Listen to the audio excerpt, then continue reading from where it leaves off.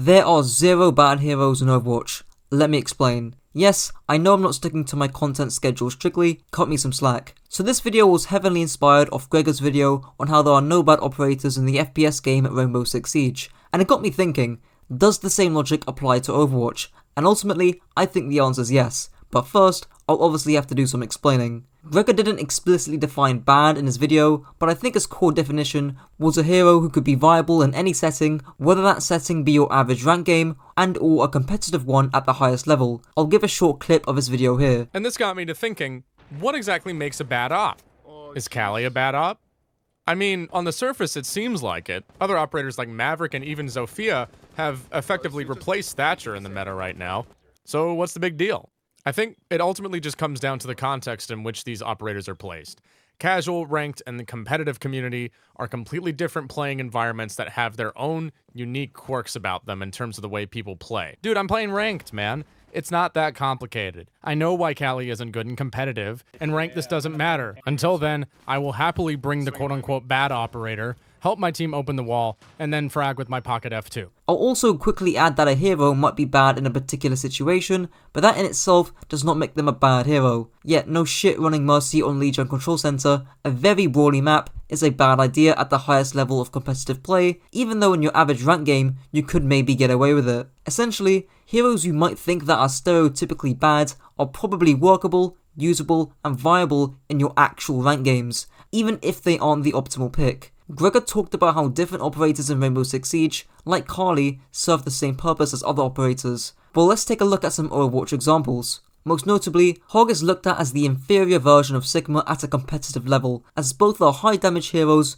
who love to control and take off angles. Yes, I know why Hog isn't great in competitive play. The level of scouting pro players do, and the over-reliance on hitting the hooks, makes Hog a troll pick even if you're cracked out of your mind. Not to mention how much more Hog feeds Orc Charge than Sigma. But in ranked, I'd rather have my hook go brr and one-shot someone from 20 meters away and win the team fight than worry about every slight nuance with my mechanics and cooldown management on Sigma. The point is that humans aren't perfect, and that mastering the fundamentals of a certain hero will overcome how quote-unquote bad they are to play. The reason why a hero like Hog can work in high elo is because of how attention is diverted. If there's a big scary main tank running at you, or a pocket Ashe putting serious dents in your team, Hog can afford to get away with greedy plays. Even in Overwatch 2, where I went as far as calling Hog the worst hero in the game, Hog having increased HP, and with players forced to play more split across the map according to a Ghost Cat skirmish playstyle, Hog can win out those individual duels so long as you land the hook. Hog is still one of the best duelists in both Overwatch 1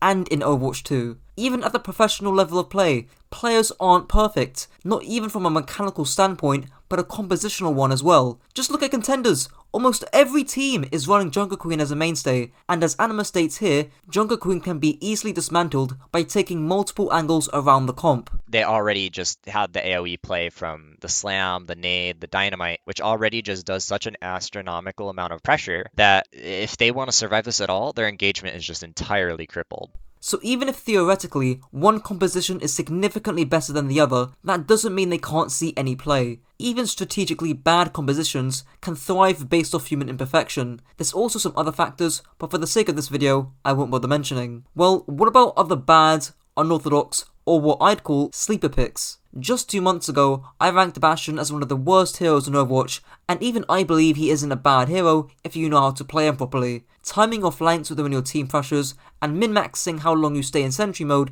is key to landing kills without feeding. Just ask yourself, why on earth are there top 500 Bastion players if the hero is so bad?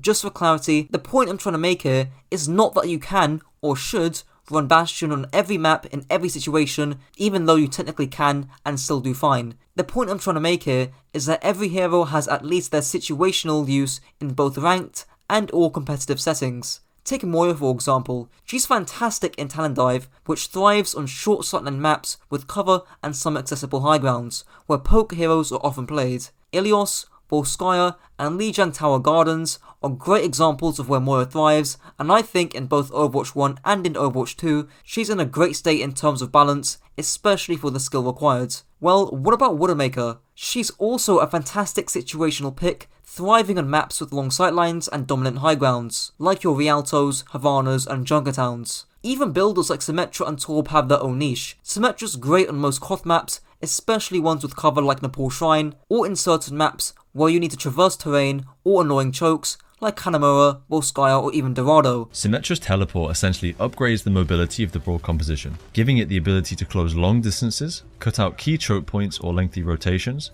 and even disengage unfavourable fights. Another example here shows Boston using the teleporter to bypass this key choke point and catch Florida unprepared, giving them a really great start to this fight. Torb, on the other hand, is one of the best anti-dive picks, especially against Talon Dive, and even in your average rank games, if there's a Tracer or Genji dominating your team, swapping onto Torb can single-handedly make you win that game. Shout out to Coach Hayes for the clips here, showing how even these niche, unorthodox picks can work in pro play. The only bad hero in pro play in Overwatch 2 right now is probably Orisa, but in rank play, I think Orisa could be more viable due to how much sustain she has. Well, what about balance? Surely, if you think there are no bad heroes in Overwatch, then you think nobody should be buffed. And to that statement, yeah, I'd mostly agree. Maybe Orisa and Hog need a buff in Overwatch 2, alongside maybe Bastion or Junkrat, but even then, in a ranked environment, all these heroes are viable with or without buffs. I also want to say that just because I don't think there's any bad heroes for the most part, can also mean that I think that some heroes are better than others,